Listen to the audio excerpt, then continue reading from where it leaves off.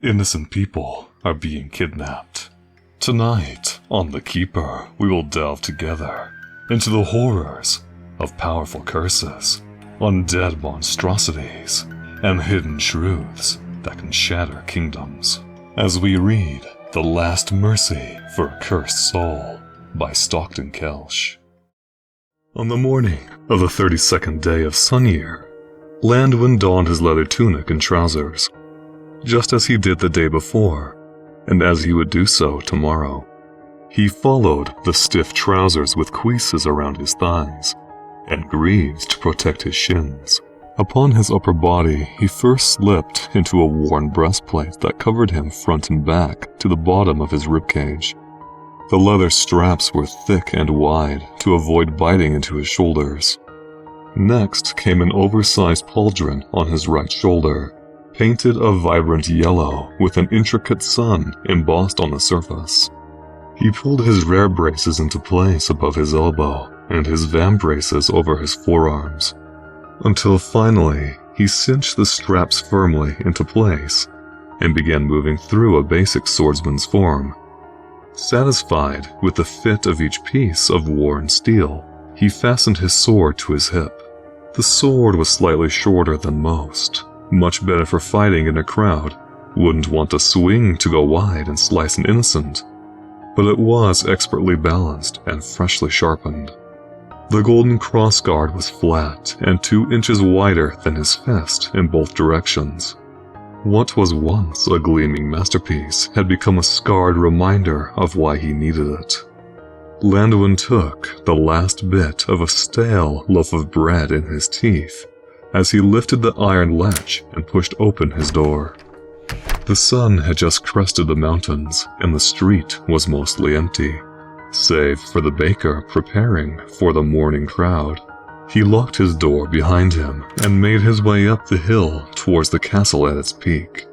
The street began to awaken as he made his way on the roughly 20-minute walk. Shops opened and children played in frost-covered courtyards. His breath steamed as he climbed the last step to the castle gates. Jor and Ban stood watch at the gates today, almost indistinguishable with their matching armor and shared features. He knew the brothers well and greeted them both as they pushed the gates open for him. He crossed the courtyard and ascended the steps to the great hall. Harthen stood sentry at the door and requested his writ of summons. Landwin handed over the parchment, sealed with the same sigil of his pauldron. Harthen pushed open the wooden door after he was satisfied with the authenticity of the writ, and let Landwin inside. The hall was empty, save for the celestial guard and the king himself. Landwin crossed the great hall and kneeled before the throne. "Your Majesty, I am honored to receive your summons," Landwin said. "You have done well, Sir Wrath. I am most pleased with your service as a peace knight," said the king. "Thank you, sir. Your praise is most valuable to me," Landwin said as he bowed his head again. "Baron Jalo tells me you have a particular aptitude for inquest," said the king. "I do my best to serve your will, your Majesty," Landwin said. "Your service is required on a task of utmost importance to the kingdom. Should you accept, you will be granted any resource you require. Should you succeed, you will want for nothing for the rest of your life. You will receive land, riches, and I will personally name you Duke of your house," the king said. Becoming a duke was unheard of for his station. Being knighted was one thing, but for him to become a duke, he would be as powerful as a man as one could be in the kingdom, save for the king himself. His excitement dampened as he considered what could be worth such an outlandish reward. Surely no one of his background had ever become a duke in the Sun Kingdom. "Pardon my frankness, your Majesty, but what task could be so important? I do not wish to insult, but this seems a prize too grand for a humble servant such as myself," Landwin said. "I understand your apprehension, Peace Knight. However, it is no simple task I ask of you. Had I the ability to take care of it myself, I would not be here. Yet, not even my own celestial guard has been successful. The king answered. Landuin saw no change in their demeanor, but he could sense the guard's tension as the king spoke. My daughter has been taken from me. The king continued. What Landuin first thought was confidence in the king, he could now see was a mask. There have been 147 other knights that have disappeared from the Sun Kingdom seemingly overnight. Not a trace of where they are. They leave their homes and they don't come back. The king said, his voice trembling on the last words. Why have I not heard this? 147 gone, including the princess, and the people are completely unaware? Landuin retorted. The vulnerability that Landuin saw in the king disappeared in an instant, replaced with the fierceness for which he had gained his reputation. This information has been kept to a select group of my trusted advisors. The family and friends of the victims have been sworn to silence. We cannot have this information getting out to the common people. There will be chaos in the Sun Kingdom and I will not have it. Fear and panic will only make it more difficult to find those we have lost. The king declared in finality. I will need the names of everyone that has been reported missing, Landuin stated. And I will need to speak to everyone associated with them, friends, siblings, shopkeepers, beggars. This will take much time, Your Majesty. The king descended the stairs towards Landuin and put a hand on his left shoulder. He leaned in and spoke in a voice so quiet it was almost a whisper. My daughter is gone, Sir Wrath. My daughter. 3 days she's been gone and we have not the faintest idea of where she is. No inquest has brought us even a step closer to her in 3 days. You will have any resource, any tool, any horse, any man. Just bring my daughter home. Landuin could feel the mania in the man. Only now that he was face to face could he see the signs of sleep loss on the king. I will do everything in my power, sir, Landuin assured as he saluted his king. Thank you, Sir Wrath. I knew you would not let me down, replied the monarch. Liliana disappeared against all my efforts. She had a full retinue of soldiers day and night. She was never left unattended, yet she went into her quarters and never came out. The royal continued. Who is in charge of her guard? Landuin asked. Sir Sinhild, commander of my celestial guard. The king answered as Sir Sinhild stepped toward Landuin. It was myself and 4 of my men, Peace Knight. Come with me then, you and the 4 men in charge of her guard. I will need to trace her steps on that night exactly, Landuin replied. He followed the men towards Liliana's quarters. He noted the position of the room relative to the overall layout of the keep, northeast corner, which meant that it was at least a few hundred feet off the ground. This would mean she couldn't have gone out through a window, unless there was a rope. There was a minuscule possibility that a 16-year-old girl could climb down a 200-foot rope. However, he couldn't rule it out without more information. They arrived at the room and Landuin entered the chambers. The room was larger than he expected. End to end, it was bigger than his own house, which was considered quite substantial for someone of his rank. The princess's bed lay against the east wall and was constructed with 4 sturdy oak corner posts. If she had climbed down a rope, this would have been the most likely anchor point. But then, someone would have to remove the rope. He walked over to the bed and pushed open the closet window.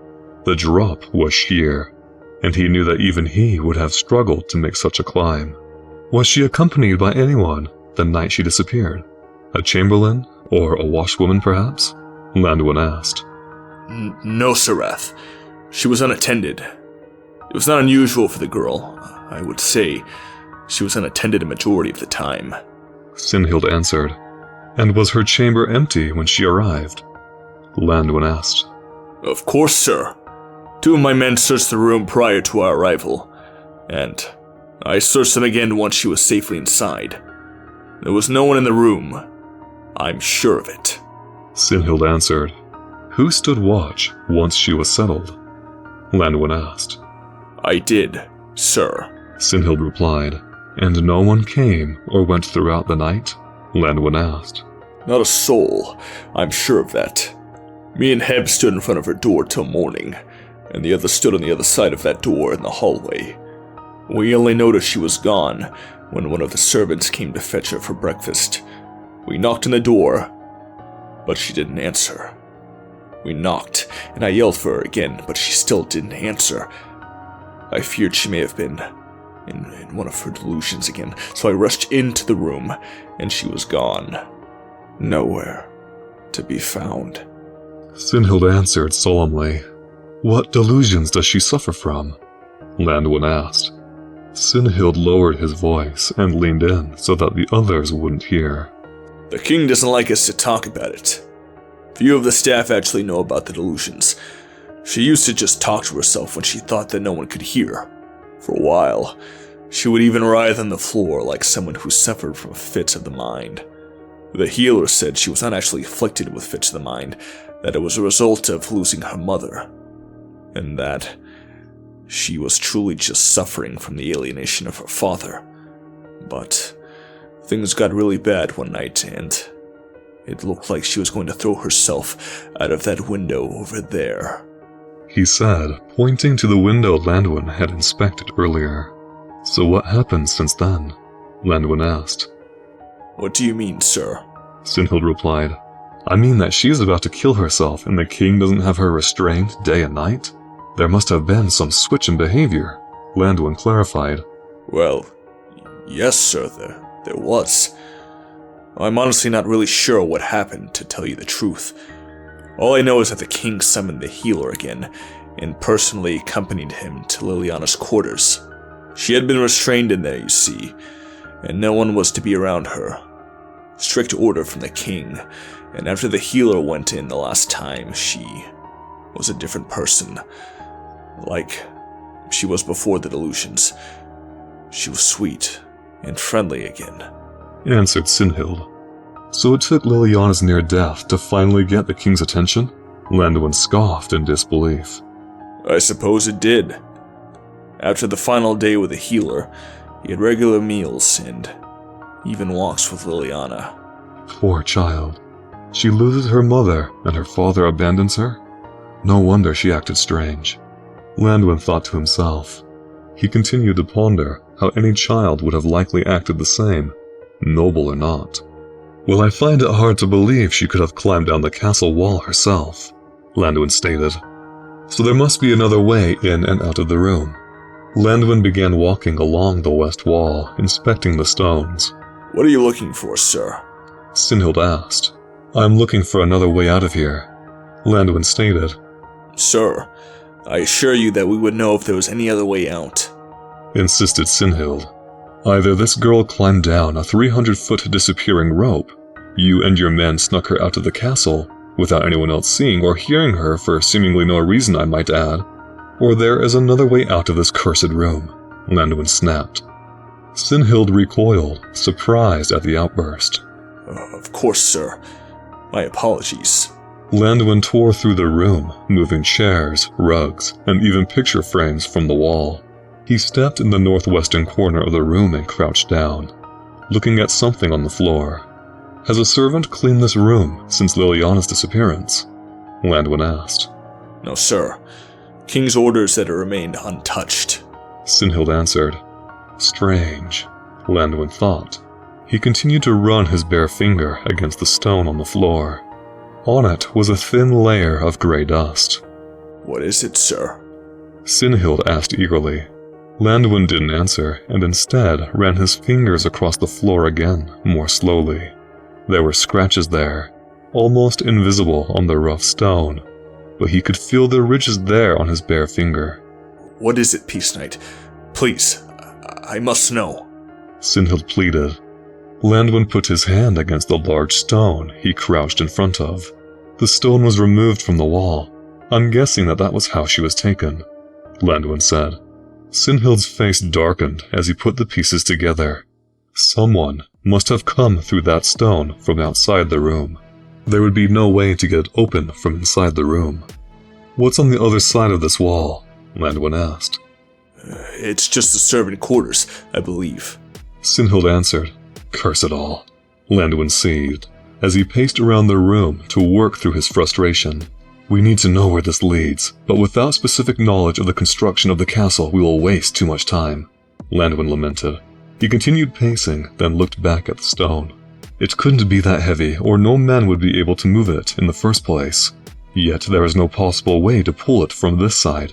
Sinhild, I need a warhammer, and fast, Landwin commanded. Sinhild ordered a man down the corridor, and he returned holding 2 warhammers. They were roughly 4 feet long, with a small iron head and a 3-inch spike on the back. The man tossed one to Landwin, and he began swinging at the stone. After roughly an hour had passed, Landwin was covered in gray dust that stuck to his sweaty face and neck. Sinhild traded places with him, as they had been doing when one of them got tired. The small surface area of the hammer decimated the stone surface, but it didn't have enough weight to make significant cracks. Even still, they had managed to get through a few inches of the stone, but they would need to move faster if they wanted to save Liliana. I'm ready, Landwin said, standing once again. Sinhild agreed and stepped back, drenched with sweat. Landwin spun the hammer in his hand so he could attack the corners of the stone with the spike. After a few dedicated swings, he could see that he made it through.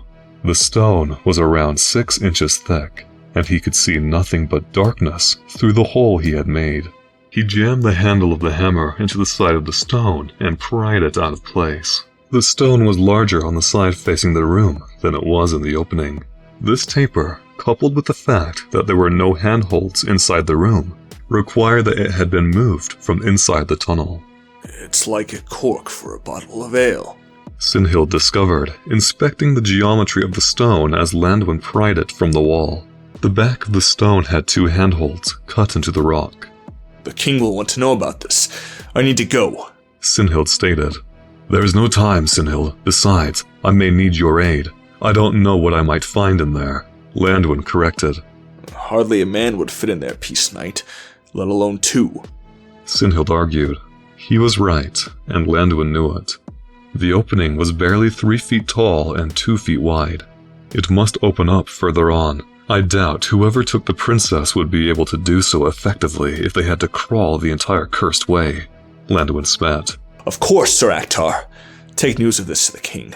Inform him that we will not return until a tunnel has been searched, Sinhild ordered. Aktar nodded and ran to deliver the news. Landwin pulled a torch from the wall and lit it with a sparker from his trouser pockets. He pushed the torch into the opening. Nothing but cobwebs, Sinhild, he said as he crouched down and walked into the wall. Sinhild followed closely behind as the passageway opened up, a few feet from the opening. They both stood as Landwin held the torch high, inspecting the wall. Covered in cobwebs, the passageway was free of any adornment, containing only bare stone and torches spaced far apart down the corridor. As they spun, inspecting the wall to their right, they caught sight of a pattern scraped into the stone. It was a triangle, point down, with an X in the middle of it. There was a line down the center that extended past the tip of the triangle, along with 2 other vertical lines dividing the triangle into 4 equal proportions. They did not reach as far as the middle line, but still passed the confines of the triangle. What is this? A symbol. Someone wants us to know they have her, Landwin said. We need to move fast. If my fear is correct, this is an escape tunnel built in case of an attack on the castle. The trail could go cold once we find the exit, Landwin warned. The men sprinted down the corridor, watching carefully for any doors or intersecting hallways. They found nothing until they reached a point where the 4 hallways became one. This must be the exit, Landwin said, pointing at the wall before them. I don't understand, Sinhild stated, puzzled. Landwin looked back at the man and replied, I would be willing to bet that the king doesn't know about this. You noticed that the stone could only be moved in one direction? I suppose so, Sinhild answered. The stone was likely hewn specifically to seal the opening and not to be used as an exit again. They would have pulled it into place from inside the wall, then sealed this exit after closing off each room. All of these hallways likely lead to similar stones in similar rooms, Landwin answered. Why would they seal them up then? Does that not render them useless? Sinhild asked. Indeed it would, Sir Sinhild.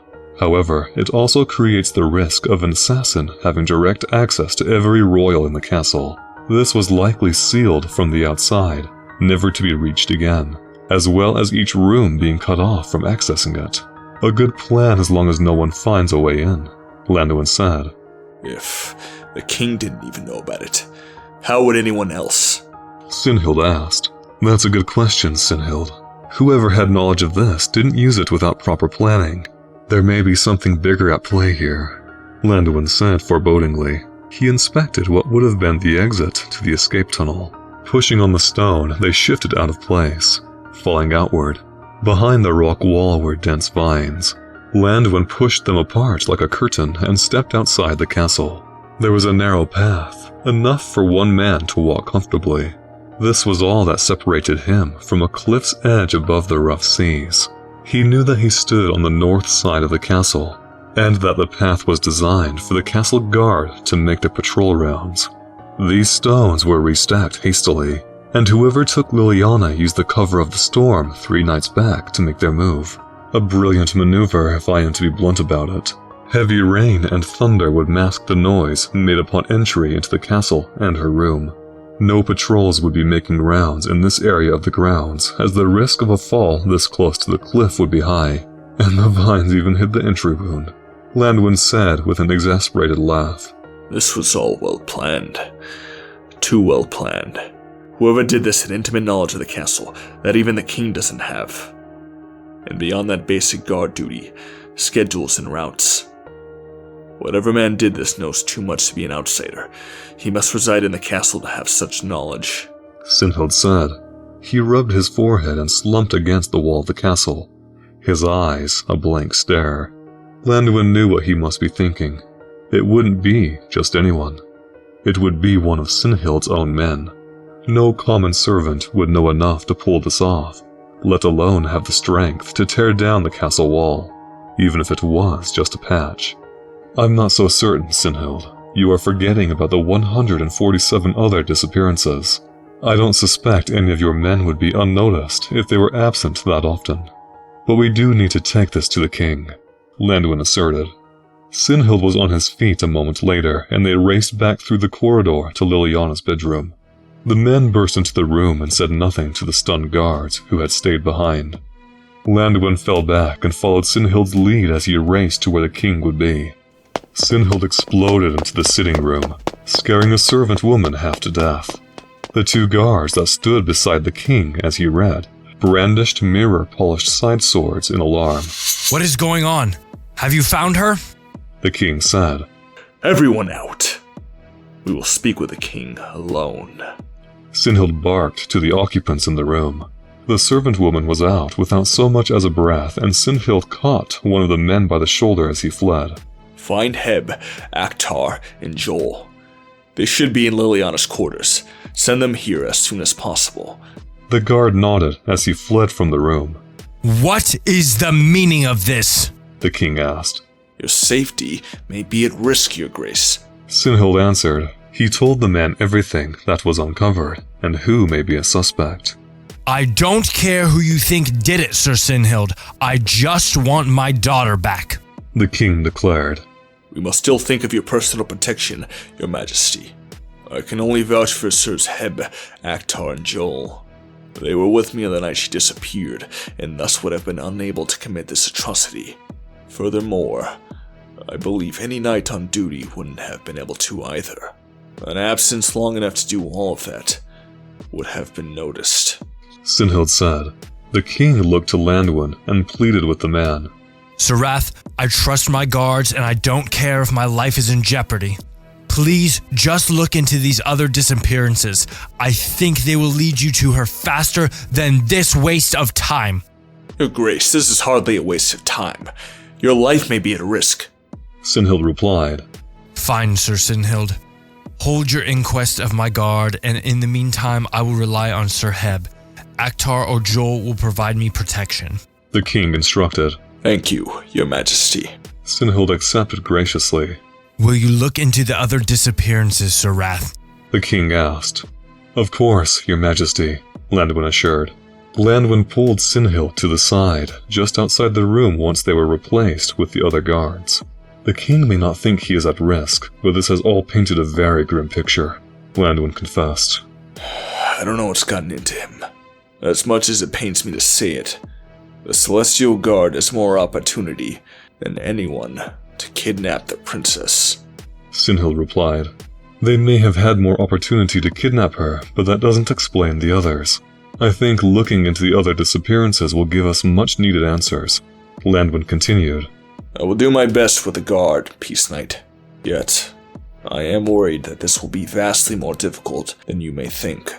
I know every man in this guard, and I find it hard to believe anyone would have the motive, despite what even the evidence suggests, Sinhild stated. This is our best chance at finding her, Sinhild. Do what you can and leave no stone unturned. Send for me when you have something, and hopefully I will have some answers as well. And one more thing, Sinhild, Landwin answered. Yes, sir? Sinhild asked. When disease is spread in the body, it is often better to abandon it than to risk the whole. Do you understand? Landwin asked. I do, sir, Sinhild answered solemnly. Good man, Landwin said to Sinhild as he parted and made his way from the castle. The king's clerks had written him a list of everyone that had gone missing and the days that they were last seen. A young man passed him the list, along with a writ of inquest. Both had the king's sun mark cast in yellow wax. Landwin inspected the list as he moved down the castle steps. The list was extensive, containing names, dates, locations, and testimonies from those close to the victims. The king may have hid the kidnappings from the common folk, but Landwin knew it was not something that he took lightly. He continued to scan the list for anything that stood out to him. I'll need to start closest to the castle if I want to have any chance at finding the girl before it's too late, he thought to himself. As he looked over the list for the third time, he noticed a pattern he had not seen on his initial read. The oldest kidnappings were those closest to the castle grounds. The pattern deviated slightly and wasn't perfect, but as he looked over the pages again, it stuck out like a noble in a beggar's den. But why would Liliana be the latest one taken? All the others in this area were taken well before she was, Landwin thought, unless she was the prize all along, and our kidnapper was testing the king's reaction. But then why continue to abduct the common folk? If Liliana was the target, there had been no ransom asked of the king. None of this makes sense. His thoughts continued as he made his way toward the house of the first victim. According to the king's note, she had been missing for roughly 5 months. Landwin growled to himself as he hustled down the busy street. Keeping this from the people is irresponsible and dangerous. Poor fools are strolling about without a care in the world, not knowing that this could be the last day they ever see in the sun. Landwin thought bitterly. He pushed down the thoughts as he reached the home. He banged on the door until a man in his early 40s opened it. "Can I help you?" the man said gruffly. His clothes were disheveled and dirty, and his hair looked thin and patchy. "I hope so, Goodman. I am here to inquire about Adelaide. This was her home, if my information is correct. Do you know her?" Landwin asked. The man's eyes went glassy, and Landwin noticed a small tremor had manifested in his right arm. "She is my wife. I haven't seen her in 5 months, and I thought the king had forgotten about me," the man said. "He has not forgotten you. The investigation is still underway, and I need you to tell me everything that could be relevant," Landwin stated. "I already told the Celestial Guard everything, and I didn't tell a soul, just like I promised. What have they been doing all this time? And why would they send you, a man without any knowledge of the situation, 5 cursed months later?" the man snapped at Landwin. "I know what you told the guard, but that isn't what I'm here for. If you ever want your wife back, you will tell me everything of relevance.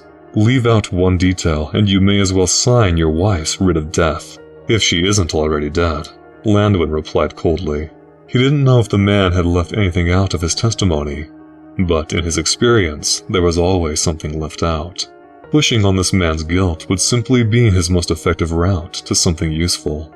The man's eyes filled with tears as he gestured for Landwin to enter the home.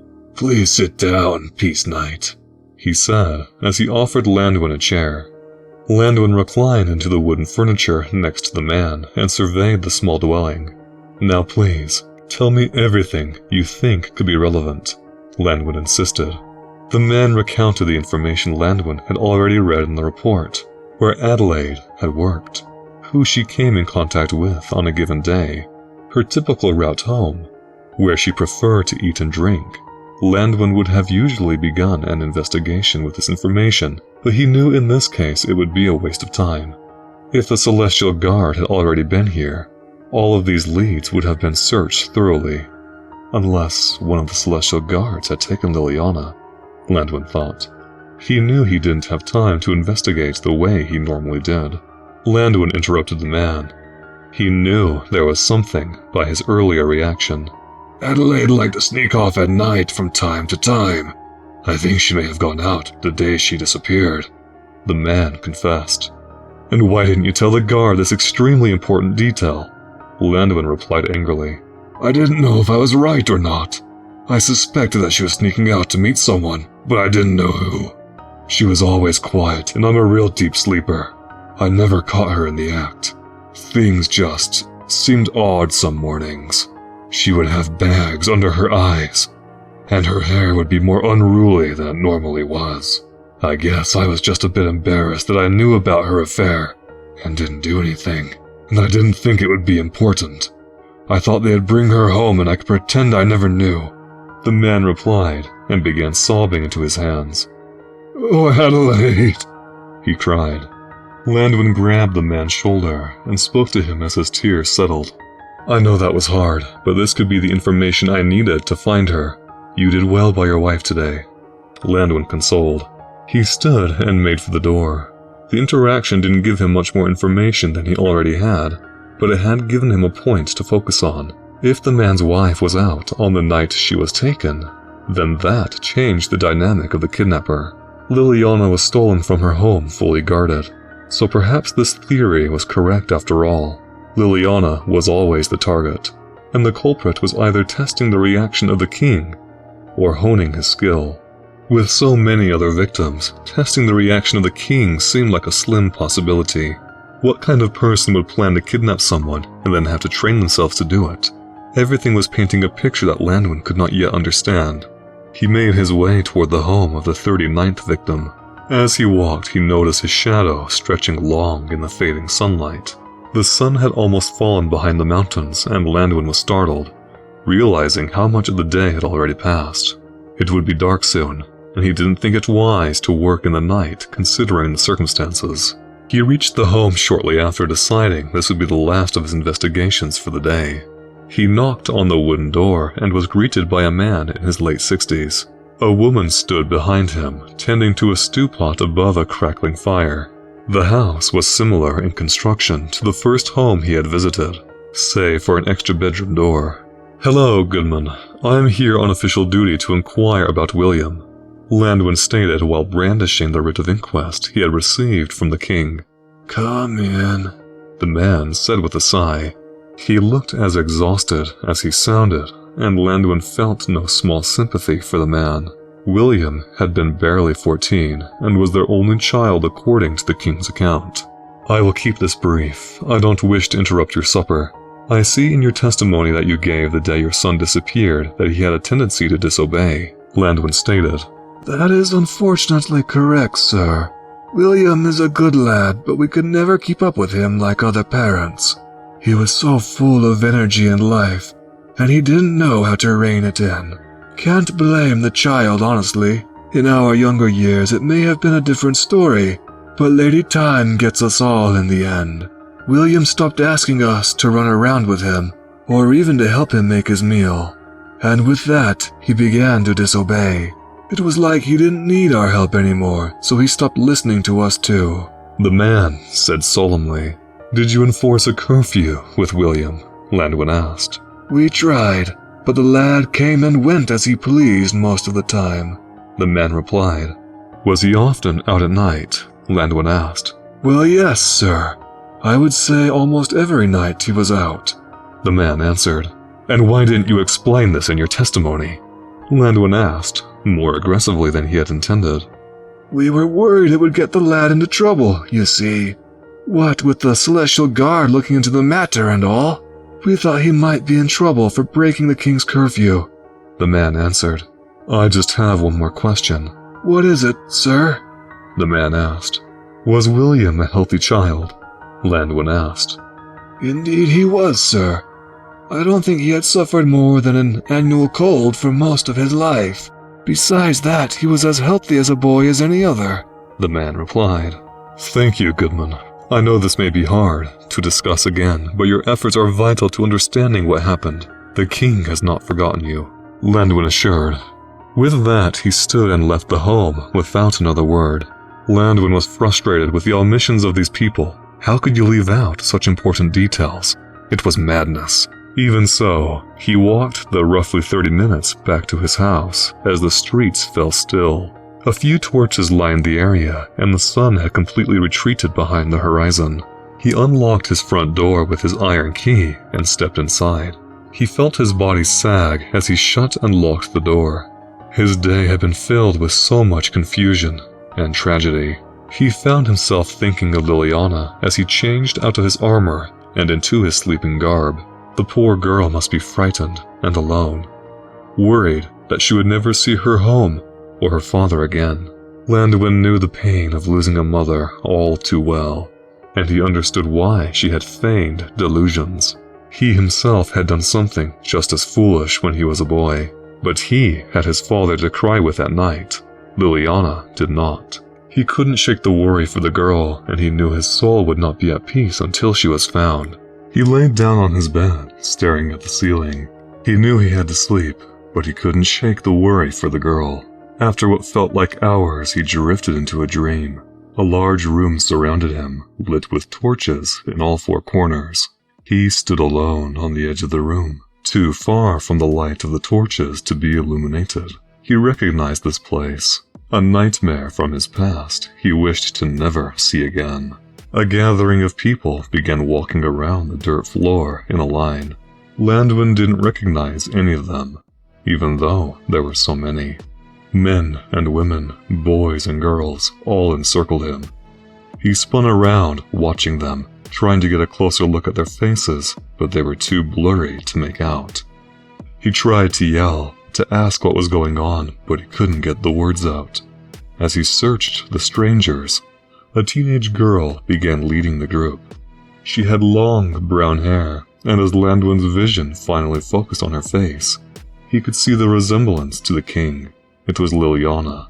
He had only seen the girl on rare occasions, when the nobles made an address to the people, but he had never been close enough to know what she had looked like. But there was no mistaking it now.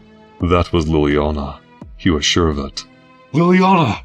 he yelled, but the words didn't escape his lips. The girl looked to him with an emotionless face. He tried to yell again in futility as she turned her head forward. Liliana led the group toward a black pit that had opened in the floor next to the torch. She was the first to reach the pit, where she fell beneath the dirt. The blood-curdling scream of the girl echoed through the chamber. She was followed shortly by the next in line. His scream added to the cacophony of her cry. Soul after soul followed her into the black hole, each one screaming as she did. Landwin covered his eyes, but he couldn't get the screams out of his head. Why would they do this? Why won't they stop? He needed to leave this room. He hated this place. He looked around the room for the exit, only to find his hands had become chained to the wall. "Not here," he pled. "Anywhere but here." He looked away from his hands to see Liliana standing before him. Her eyes filled with tears as she said, "Why didn't you save me, Sir Wrath?" Landwin bolted upright in his bed, dripping with sweat. "Not the church. I can't go back there," he said. His heart pounded, and his hand shook. Moonlight shone through the window, and he knew the sun would be far from rising. He sat on the edge of his bed until his heart stopped hammering and his hands settled. As the minutes passed and his mind calmed, Landwin confronted his initial panic. He stood up and threw on his leathers and armor. Despite his dread, he would have to go back to that wretched place once more. Landwin knew where he had to go. They would not be affected by the late hour. When you live in the underbelly of a grand society, opportunity never rests. So neither do you. He tore down the street at a near run towards the southern edge of the kingdom. Entering the slums was not advisable for a peace knight, or anyone of sound mind for that matter. "You're kinda welcome in the slums." A drunk man spat at him as he approached. Landwin kicked the man in the chest, knocking him back down the alley he came from. He learned long ago that you had to establish authority quickly in the slums. He passed poorly built homes and vice dens. Anything a lowlife could want, from drink to women to gambling, was available here. Landwin detested this place. It was hard to believe such a dark stain could fester in the beauty of the Sun Kingdom. He searched for the only building he knew of in the slums that hadn't sprouted up as a result of the king's disregard for the area. The church stood stark against the rest of the city. Although it wasn't the largest building, it was the oldest and most sturdy.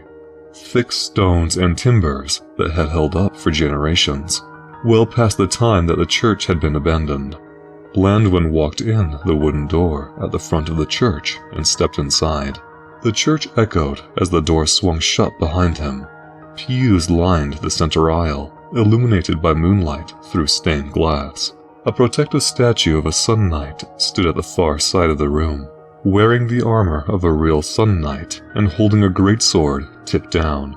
Behind the statue's protection was the Shrine of the Sun, which the church and its followers had worshipped. The church had little relevance these days, but the roots of the religion were the very basis of the Sun Kingdom, evidenced by the design on his very own pauldron. Landwin walked toward the door on the far right side of the statue.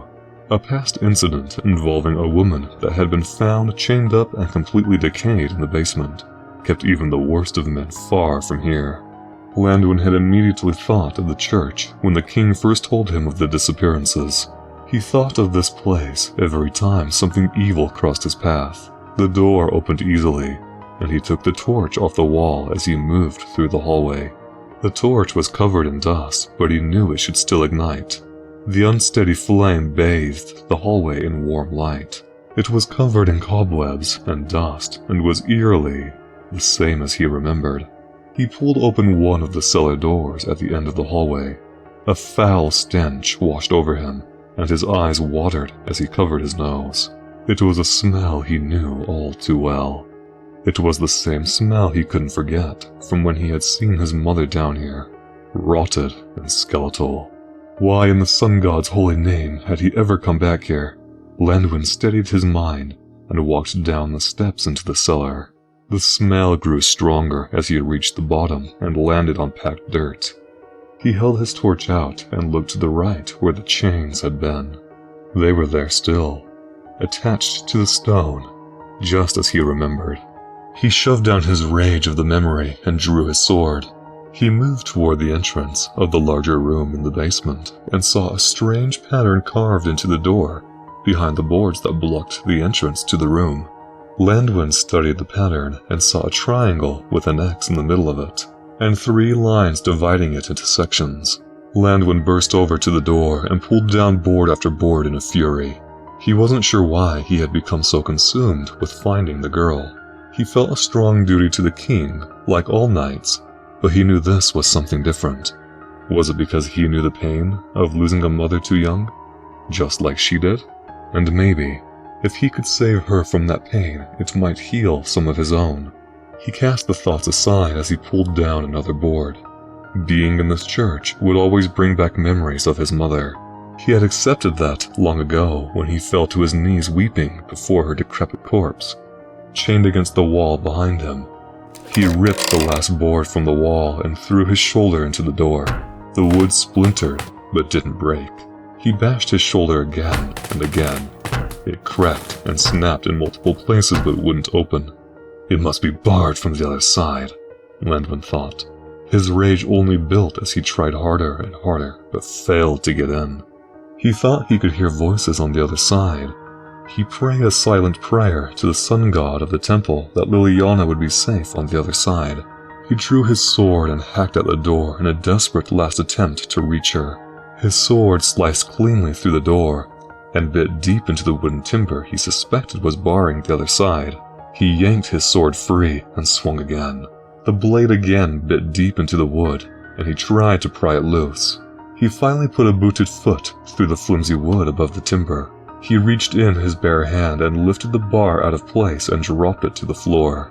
The door was too battered to operate normally, so he kicked it down in sections. He was frustrated and dripping with sweat by the time he had gotten through the door, but it all felt meaningless now that he had made it into the room. He grabbed his torch from the place he had left it on the wall, and it illuminated a mass in the center of the room. He pushed closer to see what looked like hundreds of people moving around someone in the center. Landwin held his sword in an iron grip and yelled. The mass of people parted so he could see the person standing in the center. A small ring of fire that he had not seen before surrounded the girl. He met her eyes and almost cried tears of relief. Liliana, I found you. I will save you from this, Landwin promised. Liliana's eyes turned pure black and she smiled a wicked grin. Oh, Peace Knight, you poor fool. There's no one here you can save, she taunted. Landwin backed away from the girl. No, what is this? This is all wrong. Liliana pointed a hand, black with ash, at Landwin, and the horde flooded towards him. As they grew closer, he could see a pattern carved into their foreheads, bloody scars identical to the symbol he had seen on the door. The mob surged forward, and he battered back arms with slashes of his blade. He took off hands and an arm at the elbow, but these creatures did not stop. It was apparent to him now that the stench had come from the horde of corpses that attacked him. He backed his way to the door he had broken to get here. He couldn't turn his back and flee, or he would be swallowed by rotted hands and dead eyes. Landwin slashed to keep the horrors at bay. His back was through the doorway now, and the limited room made it easier for him to keep them from getting free. He feared what these creatures would do to the kingdom if they got out. I can't keep this up for long, Landwin thought. It had only been a few moments, but the horde was relentless, and if he took so much as a second to rest, they would break past the doorway. Landwin caught a young boy's incoming bite with his left vambrace. The child's teeth shattered on the armor of his forearm. The boy fell to the ground and was trampled by the horde. Landwin's fury grew as he watched the boy fall. What kind of monster would do this? His face grew hotter as his anger swelled in his chest. He bellowed a yell and cut down every limb that came near him. Slash after slash, he separated hands from arms, and arms from bodies. The corpses piled in front of him, and bloodstains spread like wildfire. His arms were full of scratches and bites, one of which had taken his pinky and ring finger on his left hand. He couldn't tell what blood was his, or the abominations before him. The surge of bodies slowed slightly as the doorway packed with unmoving corpses. I need to move, now, Landwin thought to himself. He stabbed his sword up through the mouth of an old woman who was moments away from taking another chunk out of his left hand. His blade sunk deep into the frame of the door above his head. With the woman pinned to the doorframe and the bodies blocking a clear path on the ground, he dashed for the stairs. He made it to the first step before the horde pushed their way through the opening. Landwin took the stairs two at a time, climbing as fast as he could. Monsters raced behind him, making their way to the stairs. He exploded from the top of the stairs down the hallway to the preaching hall. He didn't waste time, sealing the door to the cellar. He knew it would do him little good now. He burst into the preaching hall and raced to the door. It was the only way in and out of the church, save for the stained glass windows 10 feet off the ground. He picked up a sturdy bench in his run and jammed it in front of the door. Afterward, he grabbed a pew and started moving it to block the door. Time was running out. He could hear the monsters running through the hallway. He had to make it to the statue. He pushed the pew in place and sprinted for it. That won't hold if enough of them try to get through, Landwin thought in panic. The creatures did not appear to be intelligent. They acted almost as if on pure instinct. He knew by the way they moved in the basement that they would not remove the blockade, but instead try to walk through it. I'll have to make sure there isn't enough of them to try, Landwin thought. He made it halfway to the statue when a lean man tore into the room. He clashed with the man, steps away from the statue. He ducked from a wild swing of the man's left arm and buried his fist into his gut. Landwin's hand went straight through his stomach and lower ribs with little resistance. His initial shock was stolen as the man clawed at his back and attempted to bite his neck. Landwin spun, pulling his gore-covered hand from the man's stomach and smashed his temple with his left elbow. The bone cracked, and the man fell to the floor writhing. More bodies filled the room now, with the closest being only an arm's width away. Landwin ran to the statue, tucking arms and shoving through a vicious crowd. He suffered bites on the armor of his left arm, while he defended the best he could with his belt knife. Now a step away from the statue, he kicked the legs out from a mountain of a man as he swung wildly with his knife. The man hit the stones with a thud, and Landwin jumped off his back, putting his ornate pauldron into the statue's hands. The fingers cracked, and the greatsword fell from the statue. Landwin caught the sword before the tip touched the stone beneath him. He swung in a near-complete circle, dividing the heads from the bodies of at least 10 monstrosities. This sword was much heavier than the one he normally carried, and easily 2 feet longer, for this sword was crafted specifically for fighting crowds. He cleaved through the horde, taking lives, 10, then 15, then 20 at a time. He fought with a rage he had only felt once before. He promised himself he would never embrace that rage again. It had nearly cost an innocent woman her life, and him his freedom. But he needed their rage now, and he would do whatever it took to rid this land of these monsters. Landwin pulled his sword back, ready to take the life of the last body around him. He met the eyes of the girl, the same age as Liliana, an innocent victim of the evil machinations of that vile girl. He hesitated and prayed that she would just stop, stay where she was, and not attack him anymore, to just be human again. But the girl jumped at him, and he split her body in 2 at the waist. The room fell silent as he stood there, bathed in blood of over 100 innocent souls. Tears carved clear rivers down the middle of his crimson-stained face. The sword he held was covered in cracks from repeatedly meeting bone. It rang through the church as he dropped it to the floor. Landwin wiped his eyes with his right hand and moved toward the basement. He walked down each step with death on his shoulders. Thunder rumbled in his soul as he contemplated what he had done. He passed the shackles without so much as a glance. His sword was still lodged in the skull of the woman he had stabbed it through earlier. Her body lay on the floor, mangled and trampled by the monsters that dislodged her from the doorway. He retrieved his weapon and attempted to wipe the blood off on the exposed leather of his elbow. The blade remained red, as even his leathers were coated in blood. He walked through the doorway into the larger room, feeling numb and cold. He could only see because of the light from Liliana's ring of fire. Liliana smiled, eyes still dark as night. I thought you were here to save people, she said in a playful voice. I showed those people the only mercy they had left in this life, Landwin retorted. You peace knights, always butting your heads in where they don't belong. Liliana smirked. Her casual playfulness made Landwin's blood boil. You witches are the vilest of creatures. I hate you all, Landwin spat. Oh, that's right. One of my sisters took your mother, didn't she? Chained her up right over there, right? How long was it until they found Mommy? A month? 2? Liliana replied smugly. Landwin bit back a response and walked towards the girl. If only you had paid more attention. Maybe you would have found her. That's why you became a peace knight, isn't it? Couldn't save Mommy. Because poor baby boy Landwin Wrath was always daydreaming and getting distracted, Liliana said. Landwin knew that she was invading his thoughts. Her kind could know a man better than he knew himself within moments of meeting him. He had to stop this, fast. He planned his strike to knock her unconscious. He rushed to hit her over the head with the pommel of his sword, when the ring of fire exploded upward. The heat singed his flesh and stopped him dead in his tracks. The flames licked the ceiling, and the supporting timbers began to char. Liliana cackled a self-satisfied laugh and said, I know you won't kill me, Peace Knight. I've been in your head. Landwin moved on pure instinct and brought his sword around and stabbed straight through the wall of fire. His skin burned, but the flames subsided almost as fast as they had erupted. Landwin looked from his hand, then up the length of the blade. Liliana stood less than 2 feet away from him, holding her stomach. The sword had gone clean through, and blood began to stain her dress. She met his eyes, and her inky pupils bled to a pale blue. They filled with tears before she fell backwards, unconscious. Landwin pulled the sword from her limp body and slid it into the sheath at his belt.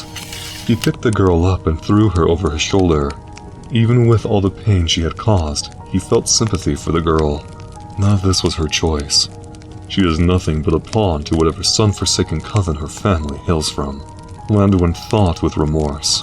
As he walked from the room, he stumbled and his vision blurred. The loss of blood from his missing fingers, combined with the smoke filling the room, were beginning to take their toll. He looked down at his bloody left hand. He was covered in bites and scrapes, but this was by far the worst. He had forgotten about the fingers in his rampage. But now that things were quiet, all of his senses returned with a vengeance. Landwin made for the stairs and ripped a long strip of cloth from the hem of Liliana's dress. He tied it around his left hand, as best he could while carrying the girl up the stairs. He would need a healer soon, but he wouldn't succumb to lack of blood for at least a few hours. As he reached the end of the hallway, smoke rose around him, engulfing the building. He entered the preaching hall and was reminded of the horror he had committed there. Bodies littered the floor, young and old, male and female. A flood had swept through this building, painting every surface red. Landwin shook as he walked to the door. All these souls were damned the minute the witch got a hold of them. He knew he had given them the mercy they deserved, but that did not dampen his anger. He would kill every witch alive for what they had made him do to these innocent people. Blood leaked down his left arm from the wound in Liliana's gut. She wouldn't die, of course. Nothing so small could kill a witch, even a budding one as she was. He moved the pew that he had used to block the door earlier. Thank the sun god, none of these creatures had attempted to escape. He dropped the girl on the pew as he needed both hands to remove the bench he had wedged into the doorway. Landwin tossed the bench to the ground and picked Liliana up from the seat. As he looked up from the ground, he could see flames consuming the room. Drapes, carpets, and support timbers were a molten inferno in the preaching hall. He was in such a daze he hadn't even noticed. Landwin bowed his head and uttered one last goodbye to this horrible place. He had once enjoyed coming here with his parents on Sunday. They were so faithful back then, just like he had been. Now this place brought him only pain. It had first taken his mother from him, and its final toll would be his spirit. Landwin pushed through the door into the empty street. Fresh air greeted his lungs as he made his way to the castle. The church burned with a furious glow behind him, a funeral pyre appropriate for all the souls it contained. The moon had fallen in the sky, and it would be morning soon. Landwin made his way to the castle in a haze. He couldn't recall anything he had passed by the time he reached the top step, but he would not stop until he saw the king. The guards tried to stop him until they recognized him, and more importantly, the girl on his shoulder. Jor escorted him to the king's sitting room, while Ban went for the healer. Landwin walked into the sitting room and laid Liliana on the table. The king had not been asleep despite the late hour. "I wish to speak to you privately," Landwin said. You may go. The king said to his guard. I do not think that wise, your majesty. The healer said, making his way to Liliana's side. "You know as well as I, that will not kill her," Landwin said to the king so quietly, no one else could hear. Leave us, the king commanded. The room cleared without another word. "Why did you not tell me what she was?" Landwin growled. I don't know what you are talking about. The king replied. "Don't lie to me. You can lie to yourself all you want, but utter one more falsehood in my presence, and I will separate your head from your neck. You weren't protecting her from abduction. You were hiding her unholy manifestation. You never once feared your guard because you knew Liliana escaped on her own. You knew she was a witch, and you kept it from me. You endangered the entire kingdom because of your foolishness," Landwin screamed. I know your history, Peace Knight. I know about the woman you claimed as a witch, the one you claimed had killed your mother despite her innocence. Your rage blinded your judgment and nearly cost the woman her life. So do not question me as to why I kept it from you. Liliana would not be here if you did. The king said imperiously, "Did you know your wife was a witch?" Landwin said, fighting down his anger. The king looked at Landwin shocked. How dare you disgrace my wife's memory? You will not speak of her again if you value your life. The king warned. "Witches are not born, your majesty. They are made," Landwin corrected. The king stared at Landwin in a stupor. "Your wife gave her life to awaken Liliana's power. It is a sadistic ritual held by their kind. To pass their power from mother to daughter is their unholy aspiration. And a witch with royal blood. Well, I can see why your wife gave her life so soon. The longer Liliana has her powers, the greater they will become.